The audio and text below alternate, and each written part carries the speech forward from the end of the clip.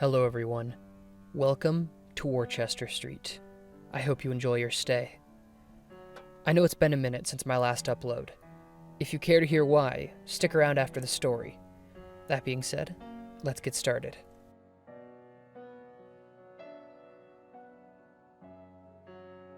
A few days back, I was driving across the country. I go to college in California, but I got an internship with a company in New York that I'd been working with for the summer.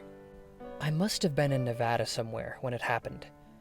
I have an old convertible, and I was blasting music and driving fast, the late summer air whipping through my car. I had been driving for several hours, though, and I was keeping an eye out for a place to stop and get a few hours of sleep. I pulled off the highway and drove along a road looking for a hotel. I'd been driving for almost 15 minutes along the road and had almost turned around when I came around a curve and saw a hotel. It looked like a traditional Mexican Pueblo hotel, that kind of architecture, you know? The kind of building that had a chapel built right into it. It looked very nice and very, very expensive. Still, I figured it'd be a nice change of pace from the crappy Airbnbs that I'd been using.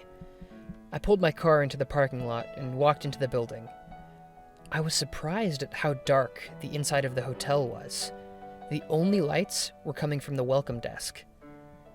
A man stood behind the desk wearing a bright red vest. He gave me a smile that was almost too wide. "Hello, sir. How may I help you?" he said. I asked him what it would cost me to get a room for the night. He gave a small nod and said, "Our standard rooms go for $30, but you can upgrade to our master suite for $75. I was more than a little surprised at that. This place looked like it could have been a resort. Nice marbled floors, quality wood, the works. Still, I'm not one to pass up on a good thing, so I asked for the master suite. "Of course. Miss Garcia will lead you to your rooms." A young Mexican woman walked through the doorway, holding a candlestick that looked straight out of the last century.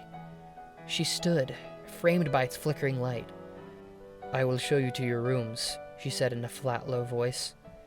The woman spoke with little above a whisper as she walked. "Access to the room service at any time of the day or night comes complimentary with your master suite, sir.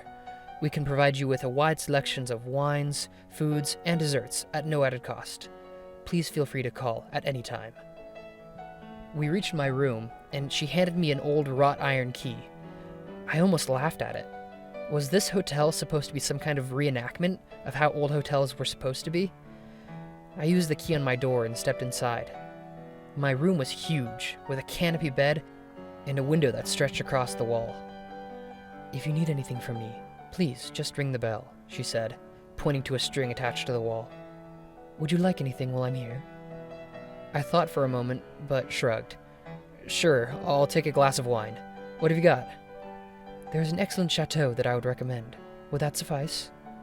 Yeah, that'd be great," I said. She disappeared, returning in a moment with a tall glass. I took it and thanked her, and she disappeared back down the darkened hallway. The wine was delicious, by far the best I'd ever had. I didn't know what to think about this hotel, but I figured I just lucked out. Soon, I was fast asleep on the bed. It must have been a few hours later that I was awoken by the voices. It sounded like they were coming from outside my door. It was hard to make out what they were saying, but they were definitely singing. I only caught a few words, but I remember lovely, room, and time of year. There were dozens of voices. As soon as I gathered my wits, my first reaction was to walk over to the wall and pull the bell. The bell tinkled softly in the night, and the voices stopped immediately. Within 30 seconds, I heard a knock on the door. I approached it slowly, not knowing what to expect. My heart was pounding, and I cursed myself for leaving my pocket knife in my car. I pulled open the door to see the small Mexican woman from earlier. "How can I be of service, sir?" she asked. What were those voices I heard just now?" I asked. Her eyes were emotionless. "Our guests," she said. Right," I said. "Well, why don't you bring me another bottle of wine from earlier?" "Which wine was that, sir?" "The Chateau? I think that's what you said." "You'll have to see our front desk about that. I'm afraid we don't carry that brand of wine here. Good night, sir." she strode off into the night. I shut the door for a moment, thinking hard. This place was giving me a seriously bad vibe, and I wanted out. I grabbed my backpack and made my way down the dark hallway towards the front room.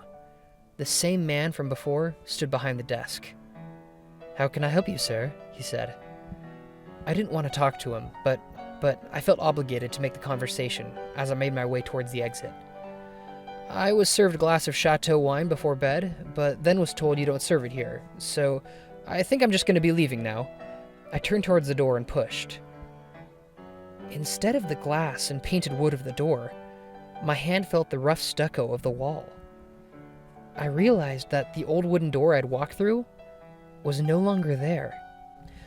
"I'm sorry to hear we couldn't serve your tastes, sir. You see, we haven't carried that brand of wine here for close to 3 decades.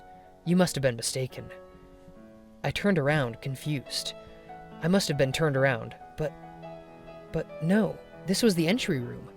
I scanned the walls, looking for the door, and saw nothing. "Gotcha," I said. "I must be a little confused. Where is the exit to this building?" My eyes returned to his face. His smile split unnaturally wide, stretching to his ears. His teeth seemed too long, and his hands were splayed on the counter. "Am I to understand you wish to check out, sir?" he asked. My mouth was dry, but I managed a nod. The clerk shook his head savagely. "You may check out any time you'd like, sir, but you can never leave." Body flooded with adrenaline, and I did the only thing that came to mind. I ran back down the hallway towards my room, slammed the door, and locked it shut behind me. I tried my phone, but I saw I had no service. I sat with my back to the door for hours and hours. When I finally worked up the courage to try it, I found it locked tight. My key did nothing. As the hours passed, my phone ran out of battery. A dozen hours must have gone by, but the sky was still dark through the window. I was exhausted. Finally, I gave in to my body's demands and fell onto the bed, falling asleep almost immediately. Hours later, I woke up to the feeling of sunlight on my face. I coughed and sat up, covered in dust. I looked around and saw that I was in the middle of what looked like an abandoned building. Wait, it wasn't just any abandoned building. I was still in my room, just a version of my rooms that had been left to rot for a few decades. I jumped to my feet and tried the door. It had rusted, but swung open after a few kicks. The entire hotel looked like it had been abandoned the same way as my room. The lobby was the same, but I breathed a sigh of relief when I saw the desk was empty, and an even bigger sigh when I saw that the door was there. When I walked outside, my car was sitting there, the same as it had been the night before. I hopped into it and drove away. If you want my advice, never stop by random hotels while you're on your way to California. I hope you all enjoyed the story. There are 2 reasons why it's been a while since I've uploaded.